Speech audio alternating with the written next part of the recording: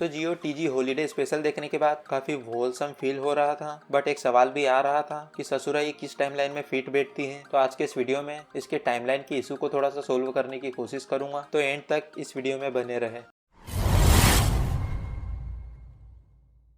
तो सबसे पहली थ्योरी तो यही आती है कि ये Jio TG holiday special and game और लव एंड थंडर के बीच की टाइमलाइन में वेरी करती है। अगर इस बात को भी माने, एंड गेम में गमोरा न तो डस्ट बनी थी और ना ही स्टीव उसे अपने साथ टाइमलाइन में वापस रखने के लिए ले गया था। तो 2014 की टाइमलाइन वाली गमोरा इसी मेन टाइमलाइन में है और ना ही किसी एवेंजर्स को यह बात पता है कि दूसरी टाइमलाइन की गमोरा इस मेन टाइमलाइन में है। और एंड गेम के इवेंट को माने तो गमोरा जिंदा है और इसी यूनिवर्स में कहीं भटक रही है। तो क्विल ने उसे ढूंढने की कोशिश भी नहीं करी। और इसी से रिलेटेड एक और पॉइंट निकल कर आता है कि देवदास स्टार लॉर्ड ने इस बात को एक्सेप्ट कर लिया है कि उसकी गमोरा जा चुकी है और वह दूसरी टाइमलाइन वाली गमोरा इसकी गमोरा नहीं है। उसने इस बात को एक्सेप्ट तो कर लिया है कि उसकी गमोरा जा चुकी है, पर वह गमोरा से मूव ऑन नहीं कर पाया। वह इसी पॉसिबिलिटी में झूल रहा है, ठीक थोर की तरह कि गमोरा उसके सामने थी और वह उसे थेनोस से बचा नहीं पाया। अगर वह थोड़ी हिम्मत कर लेता तो गमोरा को शायद बचा पाता। और थोर की हालत इसी की तरह और शायद इससे बदतर थी कि इन्फिनिटी वॉर में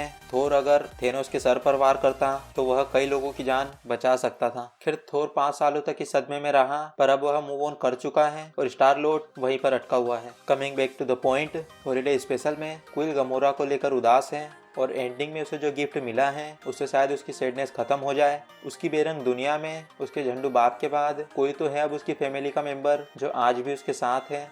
बात करते हैं सेकेंड पॉसिबिलिटी की, क्या ये holiday special love and thunder के बाद वाली टाइमलाइन में एग्जिस्ट करती है? तो इसका आंसर भी नो है। लव एंड थंडर से गोर ने जो रायता फैलाया था उसे समेटने के लिए ये लोग अलग मिशन पर निकले थे, जहां से वॉल्यूम 3 की स्टोरी भी कंटिन्यू होनी है। तो इस देवदास के लिए नई चुनौतियां इंतजार कर रही है। तो इस देवदास को इतना टाइम नहीं मिलेगा कि यह गमोरा के गम में फिर से डूब जाए और उसे याद करता रहे। फिर यहाँ पर एक और थ्योरी निकल कर आती है, क्या ये हॉलीडे स्पेशल इन्फिनिटी वॉर और एंड गेम के बीच जो 5 इयर्स का टाइम गैप था उसमें रिले कर रही हो? फिर याद आया कि थेनोस ने स्नेप किया था तो रॉकेट और नेबुला को छोड़कर सारे गार्डियंस डस्ट बन चुके थे, तो यह थ्योरी भी गार्बेज बन जाती है। तो ये हॉलीडे स्पेशल ना तो एंड गेम और थोर लव एंड थंडर के बीच वाली टाइमलाइन में फिट बैठ रही है और ना ही थोर लव एंड थंडर के बाद। तो ससुरा ये किस टाइमलाइन में फिट बैठेगी? वेल, यह हॉलीडे स्पेशल मेन टाइमलाइन में तो नहीं है और ना ही मल्टीवर्स में, क्योंकि मल्टीवर्स गार्डियंस के जीवन में नहीं है। मल्टीवर्स ओनली डॉक्टर स्ट्रेंज और वोंडा की लाइफ में था।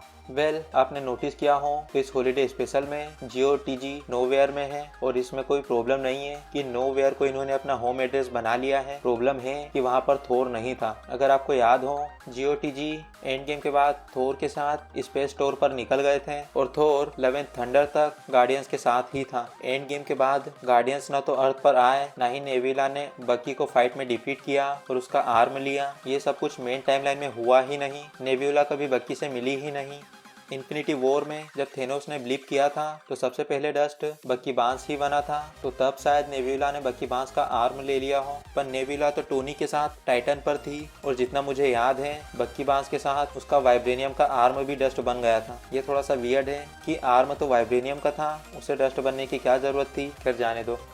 ओवरऑल ये holiday special fun comedy emotional और एक होलसम वाइब देने वाली शॉर्ट मूवी है मार्वल और डिज्नी की तरफ से। इसे सीरियस लेने की कोई ज़रूरत नहीं है, क्योंकि यह न तो किसी इवेंट को अफेक्ट करती है और ना ही मेन टाइमलाइन में कोई वैल्यू एड करती है। तो आप इसे देखो या न देखो कोई फर्क नहीं पड़ता, इसे सीरियस लेने की ज़रूरत नहीं है। यह मार्वल और डिज्नी का बनाया एक शॉर्ट वीडियो है जिससे बस वह यह कंफर्म करना चाहते थे कि मेंटिस क्विल की एक स्टेप सिस्टर है, जिससे एक हद तक इस देवदास की सैडनेस खत्म हो जाए और वॉल्यूम 3 में यह देवदास अपने पुराने फॉर्म में लौट जाए और एक फ्रेश स्टार लॉर्ड देखने को मिले। वैसे भी वॉल्यूम 3 में इसे अपनी गमोरा तो मिल ही जाएगी। और अगर आपको मार्वल की पहली special presentation werewolf by night याद हो तो उसे भी मेन टाइमलाइन को ध्यान रखकर मेन टाइमलाइन से अलग किसी और यूनिवर्स में सेट करके बनाया था। उसी तरह इस जियो टीजी हॉलीडे स्पेशल को भी बनाया है, जो सिर्फ मेंटिस और क्विल के रिलेशन की वैल्यू ही ऐड करती है मेन टाइमलाइन में और कुछ नहीं। तो यह था आज का वीडियो अच्छा लगा तो वीडियो को लाइक करना। अगर आपने भेड़िया मूवी देखी हो या नहीं देखी हो, इस वीडियो को जरूर चेकआउट करना।